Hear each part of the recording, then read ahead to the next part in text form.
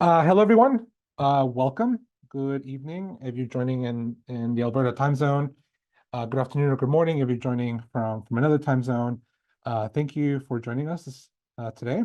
We're very excited to have you here. My name is Professor Alberto de Salvatierra. I'm Associate Dean Undergraduate at SAPL, where I oversee the Bachelor of Design and City Innovation program.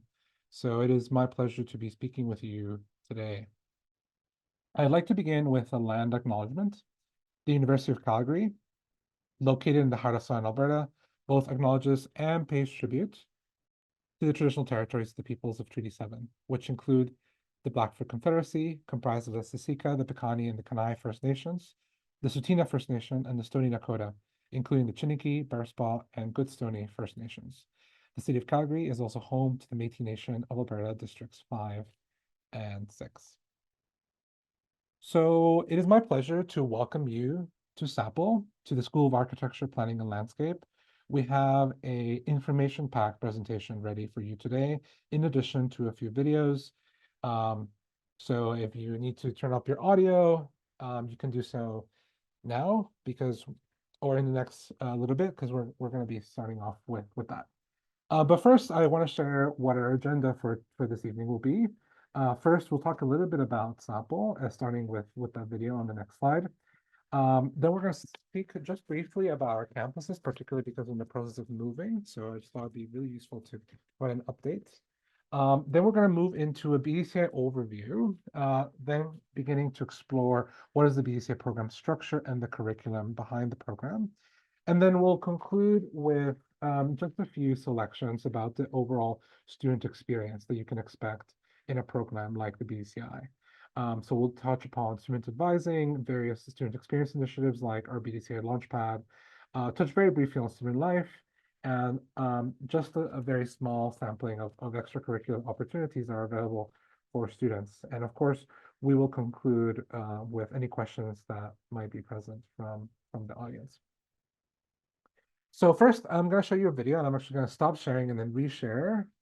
So I'm going to stop share and then reshare the right link. There we go.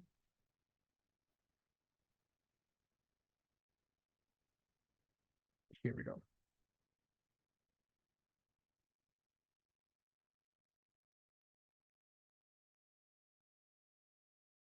Welcome to a distinctly different design school experience.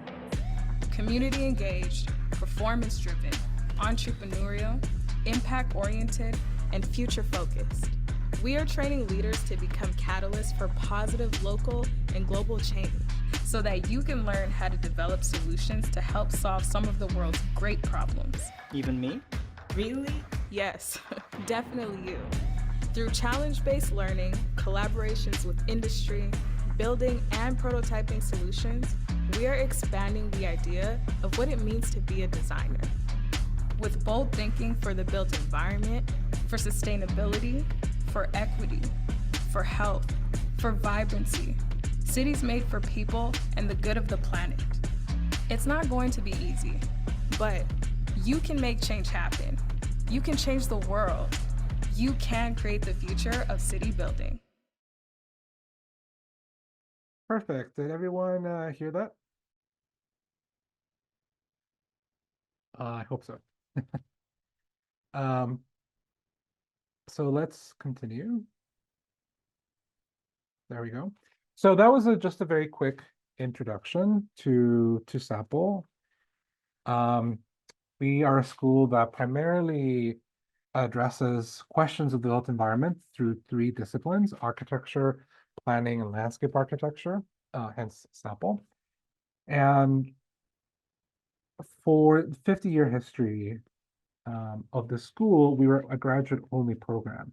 So we had those 3 professional degrees, the MArch, the MPlan, and the MLA, in addition to the Master of Environmental Design, which is a postgraduate thesis-based, research-based degree. Then we also have the PhD and the DDes. So last fall was really the first time that we've inaugurated the Bachelor of Design and City Innovation program, our first undergraduate program. And with that comes a few changes. So one of the more exciting things is for the last 5 years, we've occupied two campuses, one here on the University of Calgary's main campus. We also have a downtown campus called the City Building Design Lab. This is located next to City Hall, and this location has enabled us to really engage with our community, to be really involved with the city and City Hall, which is literally next to this building. And now, after kind of 5 years of being really embedded in the community, we're very excited to share that in January of 2026, we're going to be moving the whole school downtown to be embedded within the community and to really service the people that we're here for, right? Rather than be kind of removed, kind of in a sort of, we call it suburban campus, we want to be in the heart of the action, so to speak.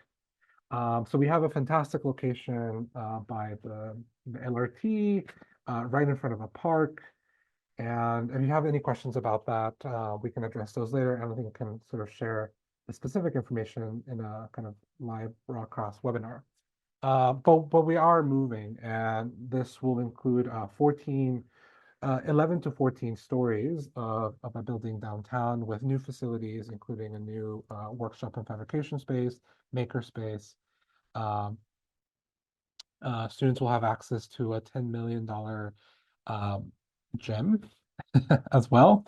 So really fantastic things to get excited about. And I just wanted to mention here at the beginning, just very briefly, so we can begin to understand the scope of not only the expansion of the school, but also our move and some of the more exciting things about our program.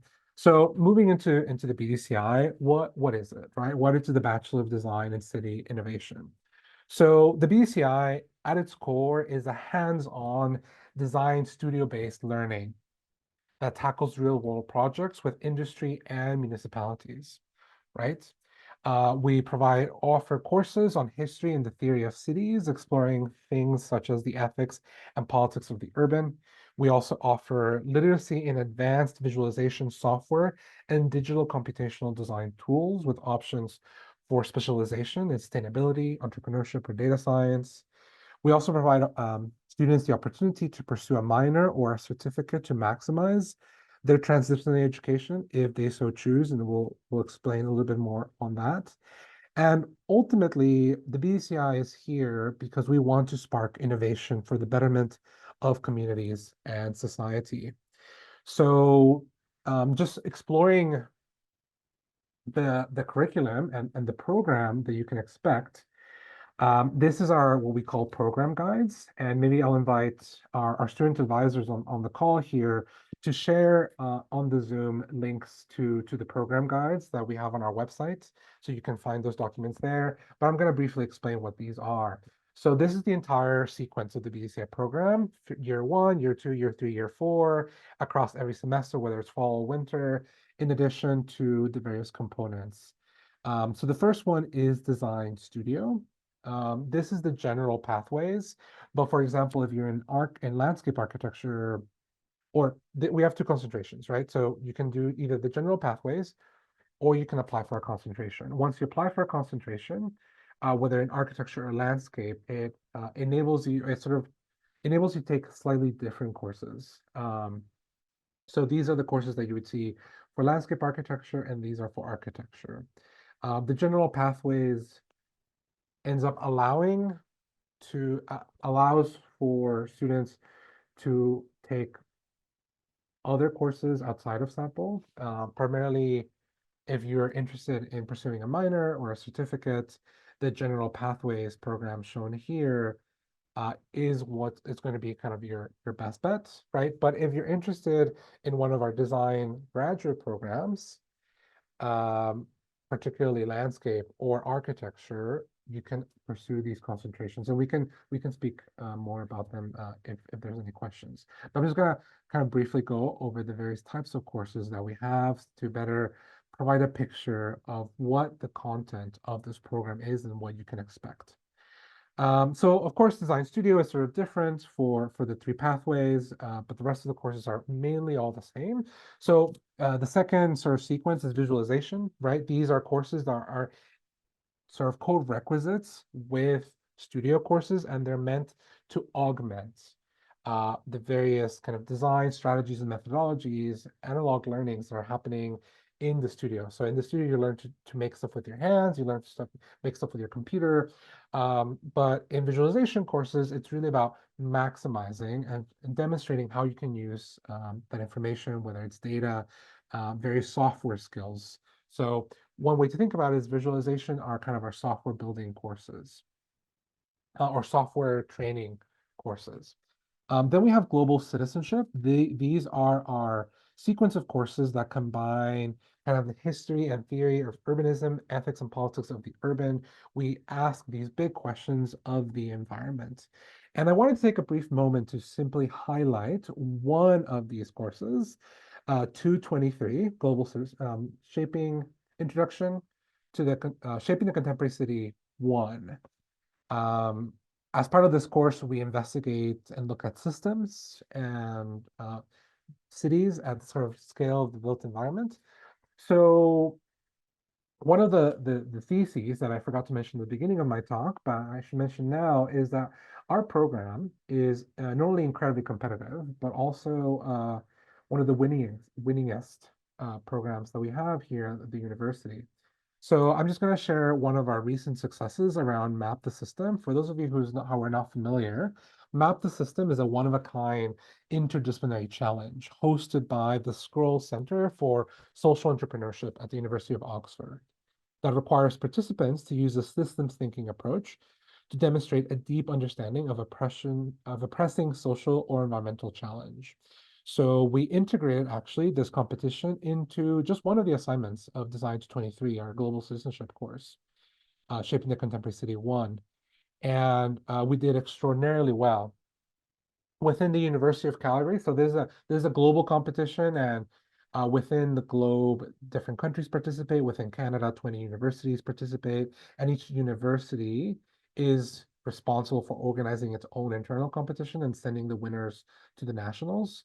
So within the University of Calgary, 58 teams participated, and our undergraduate students were competing against upperclassmen, graduate students, PhD students, postdoctoral fellows, and recent alumni. Even despite the heavy competition, BDCI students made up 4 of the 8 finalist teams at the university. So these are freshman students in their second semester of the program.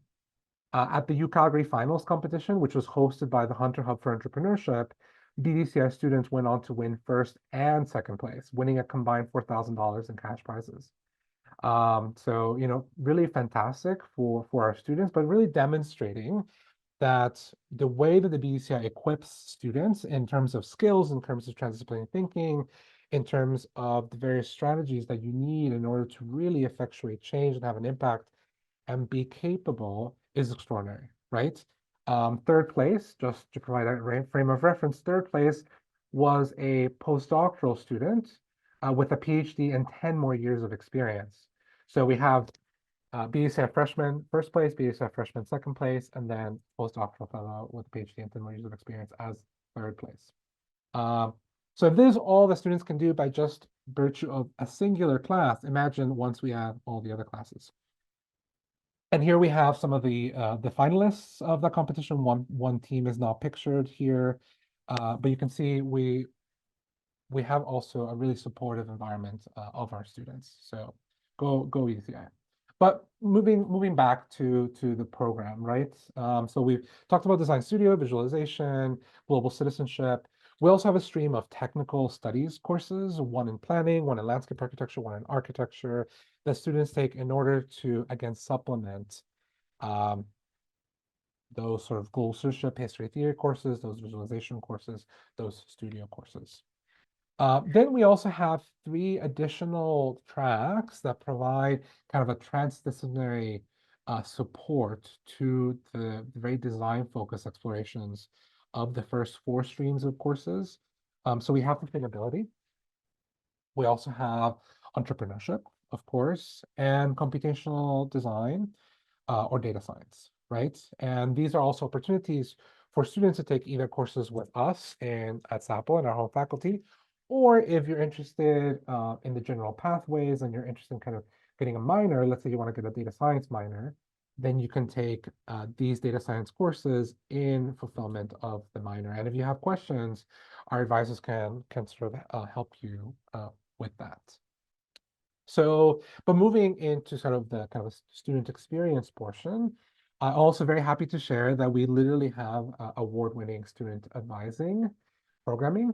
Sarah Ha, who is our undergraduate program specialist, won NACADA's 2023 Wesley R. Habley Summer Institute Fellowship, which was part of a global awards program recognizing excellence in academic advising. Also this year, Sarah and myself won a 3-year $45,000 grant from the Taylor Institute for Teaching and Learning to further research on BDCI's groundbreaking innovative practices. And we actually already presented our conferences and in the ways in which we're kind of articulating and bringing this program to life.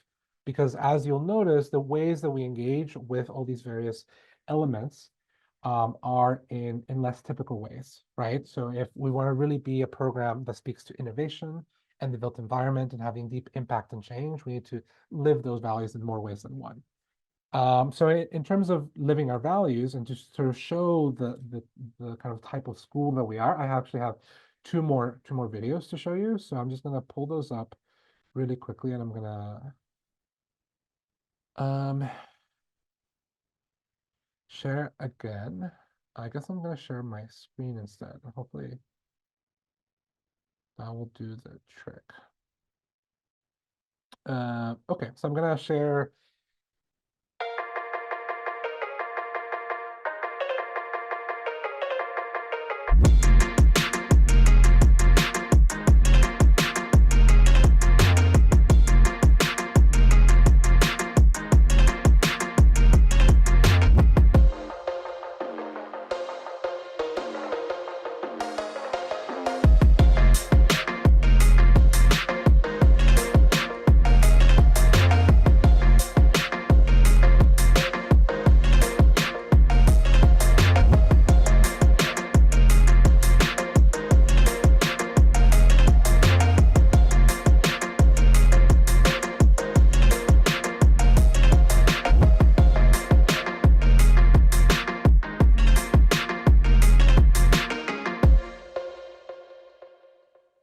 So I hope you're able to hear that. The sound was a bit low for me for some reason, but we're just gonna keep going.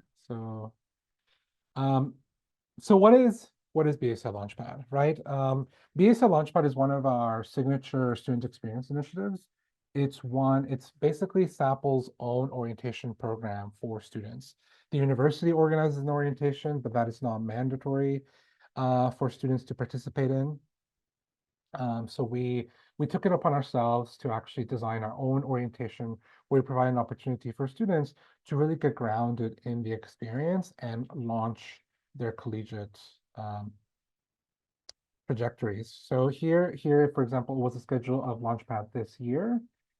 It's a mixture of different types of events that we host during the first week of class. So elements in yellow actually take place during class time. We actually coordinate with all the instructors. They kind of donate one of their class sessions in order for us to host workshops and tutorials and really provide an opportunity for students to be prepared to enter the university kind of environment.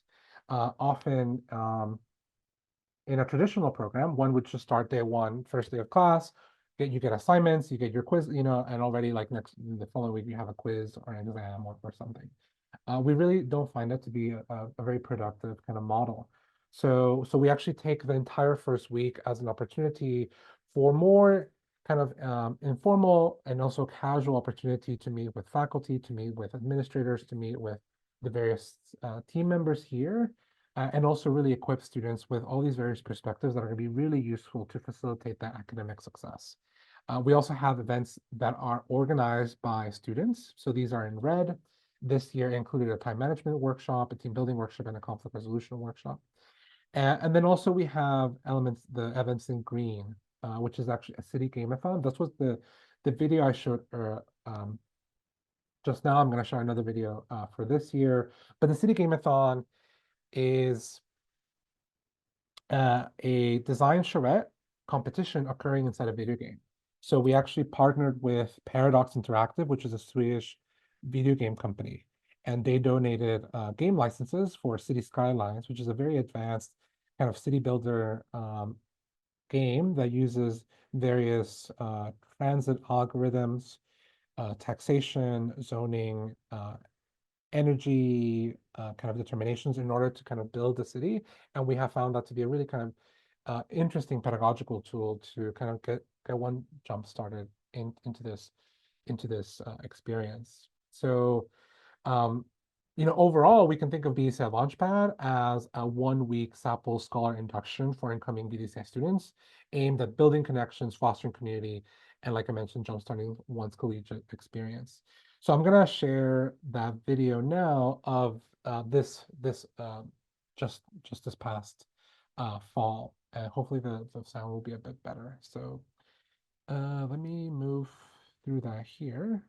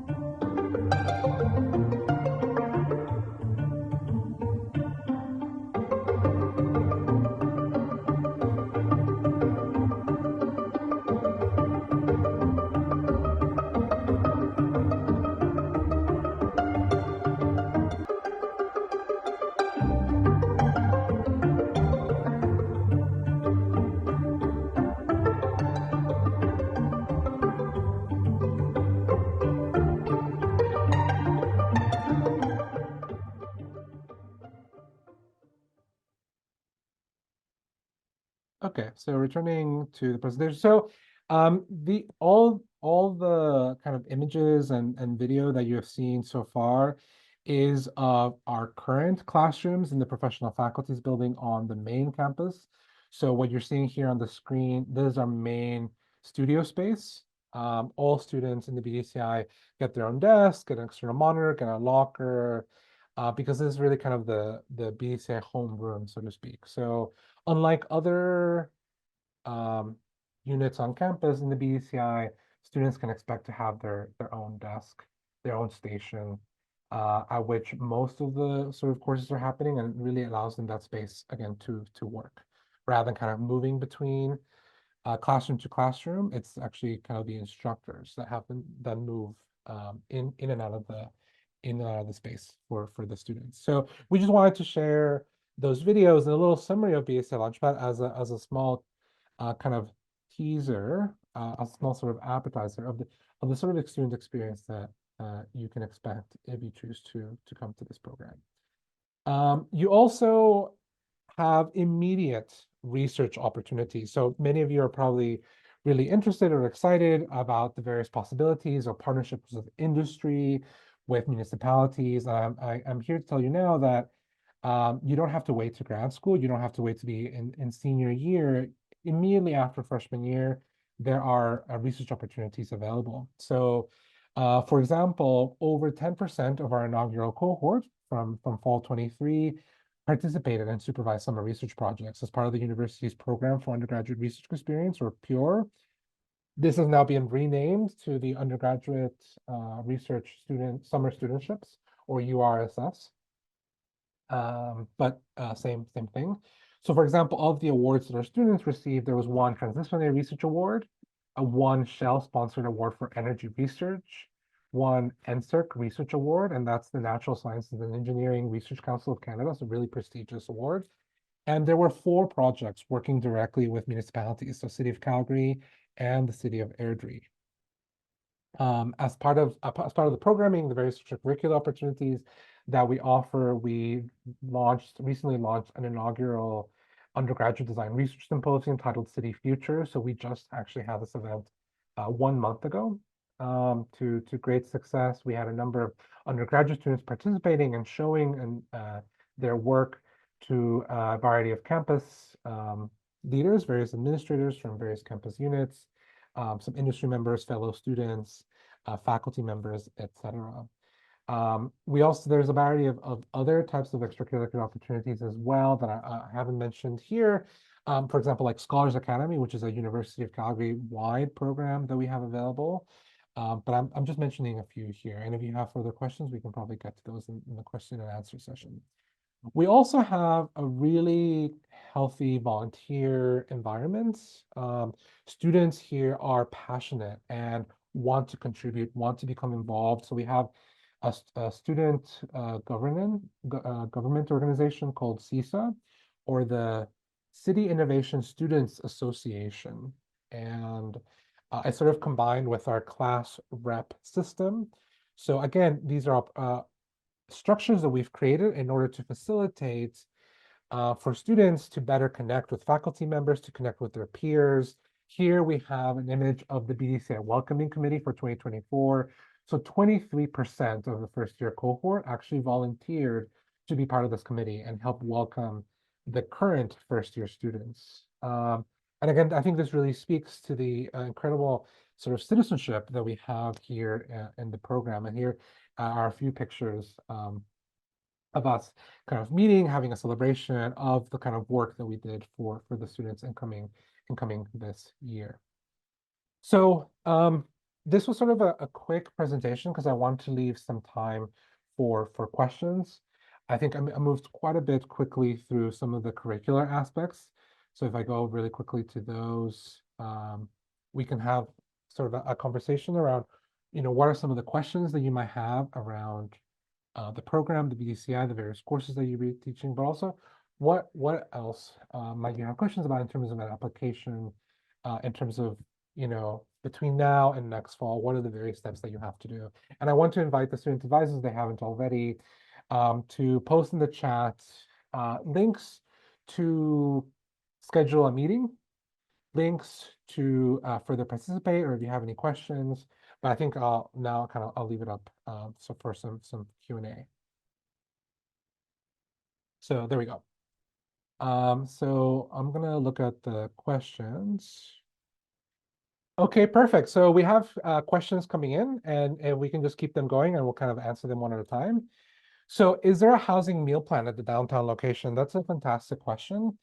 Housing plans are primarily provided at the University of Calgary's main campus, but as part of our move, being embedded in the community and being embedded downtown, there's now the city is actually in conversation with various developers because they're interested in sort of doing some office to residential conversions for student housing. So there are a number of new housing developments that are beginning to be planned because of our expected move, but also ones that are already being constructed. Because again, some of you might know the city of Calgary is actually very progressive in terms of adaptive reuse, and we have a number of kind of office vacancies as part of the oil and gas downturn of 2014. So over the last few years, the city has made an effort to convert some of these buildings, and that is what is going to be. There's going to be some new housing stock available in downtown in very close proximity to a new building. In terms of a meal plan, a new building has a food court in addition to a canteen and various restaurants nearby. I think the university meal plan doesn't include those locations, but we are in conversations to see about what things can we facilitate for students. So thank you for that question. So Next one. Sorry. Mhm. There's a lot of questions here about, sorry, Albert, I'll let you. Yeah. You want to just give them to me one by one, and I'll just answer them that way? Would that be easier, Jake? So most of the questions are asking about admission, which it looks like our future student representative is answering. So the other question would be, is there any parking at the new downtown campus for new students? There is parking. What the rate of that will be, I don't know yet. But again, we're also working in order to ensure that what one pays for parking on campus is also something that you can pay at this new building. But great Um, question. and if we could also talk about the work integrated learning that we have in year 3 and year 4, there's just a future student asking, is there a co-op program for BDCI and is there an honors program offered? Yes, so great question. So in the, I'm gonna move to Studio. In the fourth year, fall semester, Design 502, this course right here, that's our work integrated learning studio. So that entire studio takes place in a placement with an industry partner or a municipality, right? So if, let's say you're wanting to explore planning or urban design, then working with the city would be quite advantageous. Um, or working in an architecture's office or a landscape architecture office. So that is one of the ways that we have created these opportunities for industry to really work closely with our students. But that isn't the only opportunity for those sorts of collisions to occur. If we look here at the curriculum in the fall, winter, and fall, so fall, winter of the second year and the fall of the third year, we have a series of courses called Transcalar Studios, Transcalar Design Studios. These are studios that are meant to be exploring various types of questions rather than focused on specific disciplines. They're focused on particular scales. And most of the instructors that we're bringing in for those studios are industry professionals because it's an opportunity for them to connect with our students and for them to also impart very specialized knowledge about various ways of doing and making to our students. So currently, the three Transcalar studios that we have this semester, one of them is by a local business owner and architectural designer who's teaching our students fashion design. Then we also have, that's a small scale studio. The medium scale studio is by one of our faculty members, Professor Mauricio Soto Rubio, who's an expert in lightweight structures. And they're working on designing a kind of a social space in an outdoor environment, like a cabin, but it has to have some sort of community gathering component. And for a large scale studio, we have a landscape architect teaching about park design. So we have the Transcalar Studios as opportunities to engage with industry and with the municipality. We have our work integrated learning studio. We have summer research opportunities, as I mentioned. Pure is only one of the ways in which students can get involved with research. We also have a number of research labs at the university.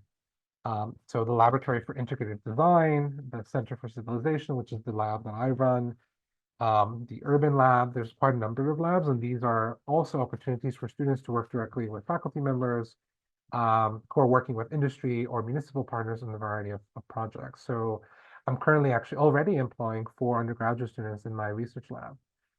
So 3 of them are working with the city of Calgary, one of them is working with the city of Airdrie. So great work. But let's keep going with questions because I think there's quite a few more. So just on the theme of careers, there's 2 questions. The first one, how do you prepare graduating students on finding jobs? And the second, can we talk more about the opportunities we have once we complete the program? And what are the main jobs one can apply for upon graduation? What are the skills we'll be learning with this program to prepare for that? Excellent question. So there are 2 options upon graduation from the BDCI program. You can go directly into the field, or you can stay and do one of our 3 professional degree programs. So if you want to become an architect or a landscape architect or an urban planner, you have to complete a Master of Architecture, a Master of Planning, or a Master of Landscape Architecture. Those are professional degree programs that have to be completed at the master's level in order to be eligible for licensure. So if you want to become an architect, the BDCI prepares you by providing you a design background, skills, software knowledge, all the various things that you need in order to, once you go into grad school, really deliver on the Master of Architecture degree. Same thing for landscape architecture. If you want to become a landscape architect, the BSAP program prepares you with design thinking, with the software skills and knowledge to execute on these things, the various sort of disciplines and questions that you are likely going to encounter. All these things are preparation. So whether it's architecture, landscape architecture, or planning, the BSI is specifically constructed to address those things. Now, let's say that you're not interested in doing a master's degree, absolutely fine. Because the BSI program, unlike various undergraduate design programs, is also very explicitly teaching students with a variety of different skills that you can use even without a master's degree. So we're going to teach you how to use ArcGIS and various softwares like Rhino, Grasshopper, parametric modeling, sort of data management, data science, right? All those are skills that you can use to work in the sustainability space, to work in um, data science space, right? Um, there are a variety of different kind of pathways that are available. So, for example, let me work in market research or be a social programs advisor or a neighborhood resource coordinator or a community development officer or a policy analyst or a sustainability specialist or a green building analyst. All these are various things that the BCI is preparing students to engage with, right? So whether it's a city building related profession in law or social work or public policy or public health, business or data science, all of those are areas that the BCI touches upon and therefore provides expertise, sort of experience and training in. And you can see just from the students' performance after just the 1 year in the Map the Systems pitch competition. So that's actually a social entrepreneurship kind of space, pitch competition, right? So if you want to go into entrepreneurship, right? Again, BCI, excellent preparatory experience for that. Sarah, you have your question if you Thanks, want to Alberto. interject. I just wanted to actually add to your answer. So Alberto talked about the academic and the soft skills that you would be learning as you go through BDCI. The other thing to keep in mind is at the U of C, there is a Center for Career and Personal Development. So they are career advisors that help with the other aspects of job hunting. So thinking about the market, thinking about the soft skills, thinking about your resume, your CV, interview skills. You also get support on that side overall at U of C. And of course, there's Jake and I, and we are there to support students throughout their progression in BDCI. So if you have questions about learning more about a certain field under SAPL, or if you want to get more connected in one way or another related to your program, we're also there to help. And I've also thrown a link in the chat there. It's the degree profile. And so this is a profile that shows the different types of careers that you could go into related to this specific degree. So it's a good place to start. And as Alberto mentioned, there are some careers that require additional education to get you there, but it is listed there for you to peruse through. Thank you, Sarah. And there's someone asking what software is used in the program and what is the balance between digital and hands-on work. Excellent question. So we have a number of different software. So I maybe want to invite also the student advisors to share our computer link, our computer specs and software link on the chat. But just from looking here, we're going to use the Adobe Creative Suite. So that's Photoshop, Illustrator, and InDesign. You will also need ArcGIS, particularly in the winter term of the second semester and every semester after that. You also need Rhino, so rhinoceros. Rhino is the kind of the short form. So rhinoceros 3D, Grasshopper, which is a plugin for Rhino, which is free. The Microsoft Office, so Word, Excel, and PowerPoint, or Google Docs, right? And then as you move along in the program, you'll use things like Blender or Maya, Revit, various rendering software like Enscape or Lumion or even Twinmotion. We actually don't use things like AutoCAD. AutoCAD is primarily used in the drafting and technical profession, but in architecture and design disciplines, AutoCAD doesn't really have all the functionality that we need. So we use things like Rhino and other programs that go beyond the functionality of AutoCAD. So But we have a list of actually software and computer specs if you're interested. So we'll post the links down in the chat. Could you talk about how the program takes a year off of the master's degree in architecture? Excellent question. So I forgot to mention this. So thank you for this really astute person. We have three graduate professional degree programs: the Master of Architecture, Master of Planning, and the Master of Landscape Architecture. The Master of Architecture and Landscape Architecture are 3-year programs. And if you take the architecture concentration or the landscape architecture concentration, you shave off the first year. So let's say you want to be a landscape architect, you do the BDCI plus the landscape architecture concentration.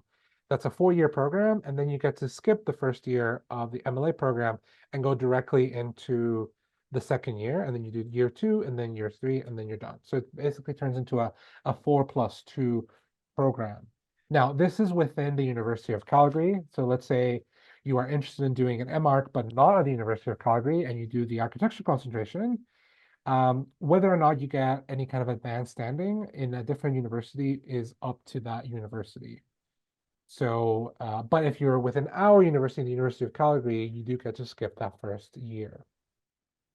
Also, we're in the process of, because we really value transdisciplinary perspectives and the kind of cross-pollination that occurs between disciplines, the other associate deans and I are also exploring opportunities and pathways for students who don't take a specific concentration to be able to do and be able to apply into the other programs. So let's say you do the landscape architecture concentration, but then you change your mind and you want to do the MArch, or you do the architectural concentration, then you change your mind and you want to do the MLA. So we're also working to establish those pathways and provide those opportunities to our students. There's another question asking if the BDCI degree allows you to do any practice in the US. Excellent question. So if you'd like to practice in the US, one of the great things about getting a design degree in either Mexico, the US, or Canada is that the professional licensing bodies have agreements of equivalency. So let's say you get a Master of Architecture in Canada, you can actually then go to the US and, using your kind of disciplinary training and educational credentials in Canada, get the sort of requisite kind of conversions, so to speak, in the US system. There are things that you have to get specifically in the US, like internship training, right? Like certain internship hours in different countries might apply. You would have to do your own research, I think, on that front. But Canada, Mexico, and the US all offer equivalency kind of agreements within those 3 countries in the design fields. So, but architecture is different than landscape, different than planning, because they all have their different licensing bodies and professional bodies. But that's a very strong, distinct possibility. So if you could train in Canada, you can practice in the US. If you could train in the US, you can practice in Canada or whatnot. There's also a student asking if they'd have any opportunity to focus on interior design throughout BDCI. So that's a really excellent question. I would love to say yes, but unfortunately, interior design is not a primary focus in our program. I believe Mount Royal University has an interior design program, but we do not. And we really explore everything from the city system to the scale of the building, and even things that are smaller, like human scale, but we're not really dealing and doing kind of critical examinations into kind of interior space in the way that an interior design program would be. I think this is more of a graduate question than BDCI, but there's someone asking what the average pay scale for a graduate student would be. So again, yeah, that's not a question that I can answer. But I can say that pay scales often vary widely depending on the types of skills that those students have. So if you're applying for an entry-level architecture drafting position, it's going to be a bit different than you're applying for a more advanced kind of computational design enabled sort of position that does kind of parametric modeling, right? The because those are harder skills to come by, those are harder skills to acquire. Students that have the training that the BCI will provide are likely going to be much better and strongly positioned to take advantages of all those various advances in technology and innovation and various things around data and data science than if you just had kind of a traditional background or just a kind of drafting background, for instance. And all you can do is kind of do CAD details, right? So it's not really about the kind of entry-level pay scale, but what are the skills that you can actually put to bear to various positions, right? And when you combine systems thinking with various software that are both parametric and computational and various things like sustainability, entrepreneurship, all the various things together combined offer, I think, a really robust education. Someone else asking if the BDCI program goes over and teaches the difference pathways in architecture. So the example they gave was residential and industrial. So in the BDCI, we provide a sampling of various methods and design avenues, right? At different scales, through different means, right? Whether it's park design at a large scale, whether it's fashion design at a small scale, whether it's an actual disciplinary studio in architecture or landscape or planning.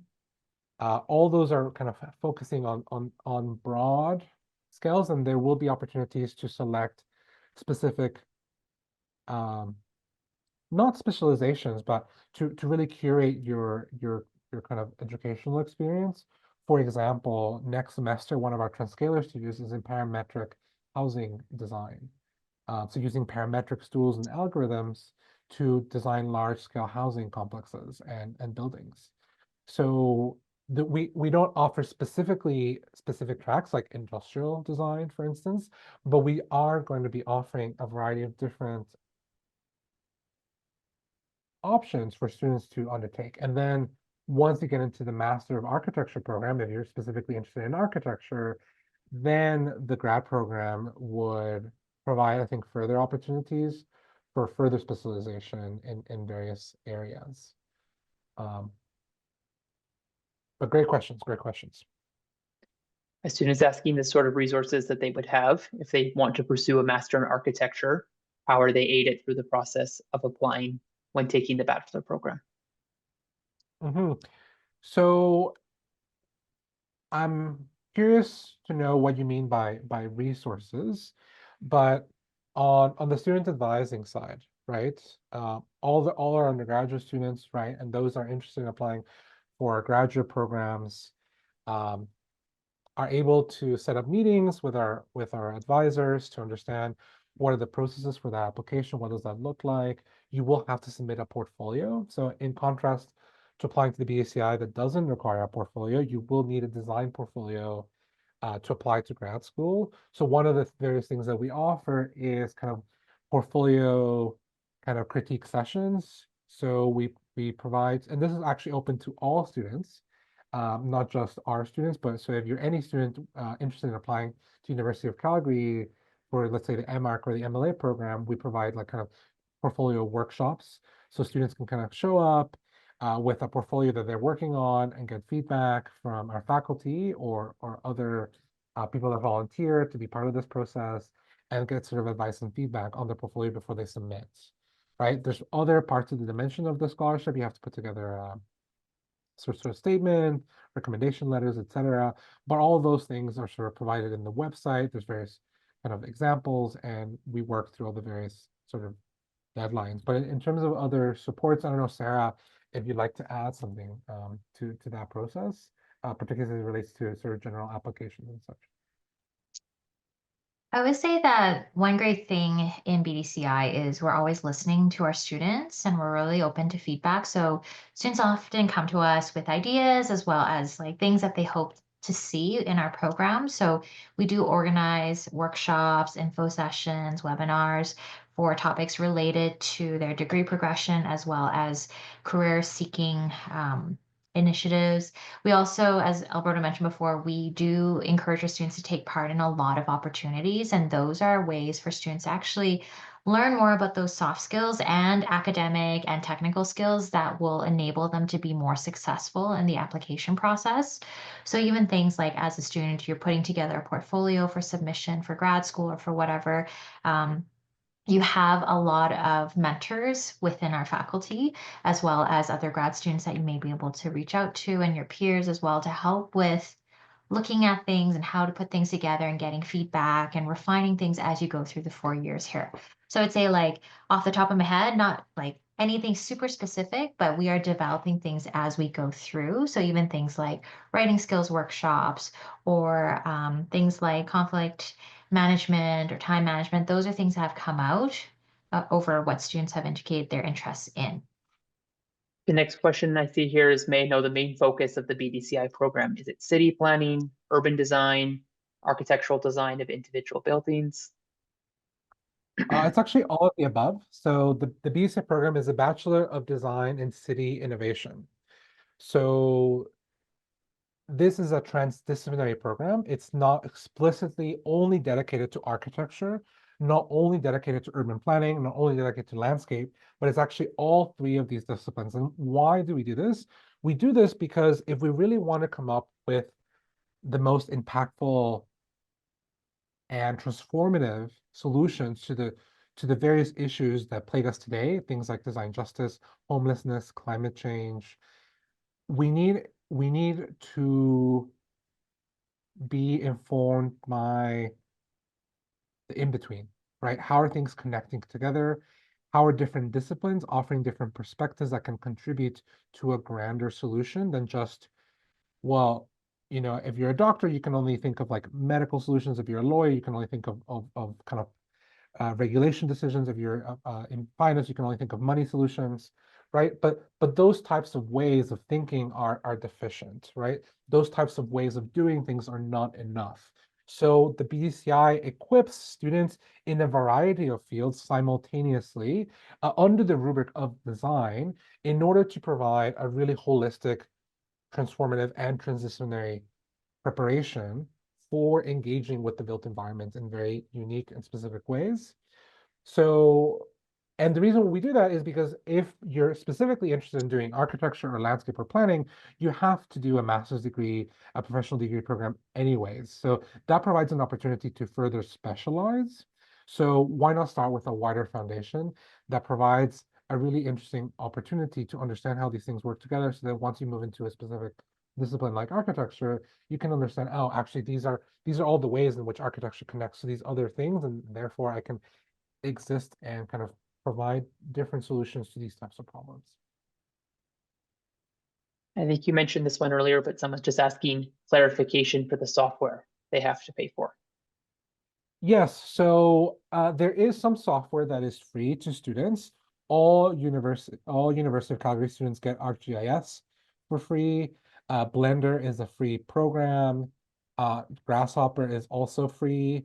But the rest of the programs students will have to pay for. So just like if you're doing an engineering program or chemistry and you have to buy $200 textbooks for every course for every semester, in design school, there are different types of educational expenses. Some of those are software, some of those relate to materials. Most often you will not have to buy those expensive $200 textbooks that you find in other programs, like if you're doing engineering or chemistry or pre-med or something. So we have, just like any program, students will have to have some educational expenses within the BDCI. Software is one of those. And another student is asking, when you choose what concentration you would like. So you could just explain the change of program process for students. Yeah, so maybe Sarah, I'll float it over to you. So in terms of the concentration, all students actually start off with the BDCI general pathway, and then they have the option to pursue either the architecture concentration or the landscape architecture concentration if they choose, or they stay in the general pathway. But in their second year is typically when we advise students to apply for their concentration. And then the applications are then vetted and reviewed, and decisions are made in the spring summer semesters once all the grades are in. But this would allow students to know if they will be starting the concentration in their third year. So typically students would start in their third year in the concentration pathways and go from there. If you're doing the typical 4-year degree progression, the first 2 years are the same for all students. They all take the same foundation courses.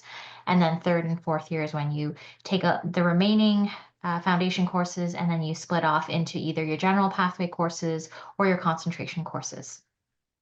And then for our last question, if you could talk about office hours. We have a student saying, are students able to have one-on-one sessions with professors for advice on their projects?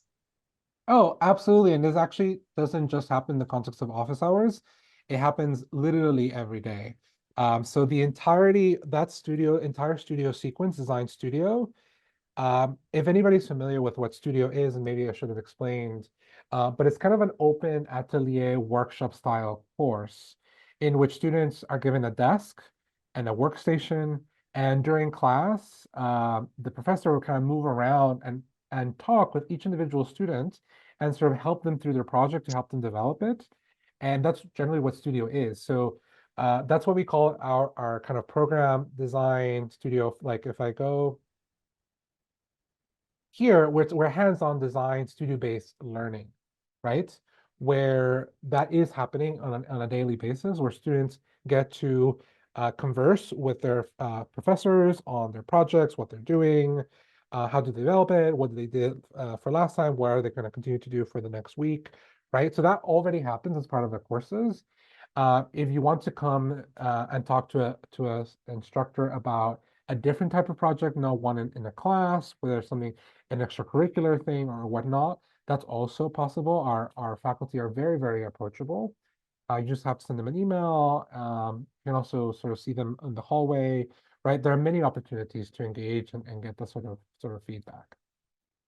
So everyone, thank you again for joining today. I think because we're all a little bit over time and we've finished all the questions, I think we'll conclude the session here. But thank you all for joining, for your really insightful questions about the program. We're really excited to receive your applications and to welcome you into the program if you make it in. This is an exciting time for SAPL. We're in a moment of growth, of expansion, and of really innovating on what it means to have a design pedagogy in a school of the 21st century, right? And what are the various kind of future pathways that will open up for our students. So we're very excited, and thank you for joining us here.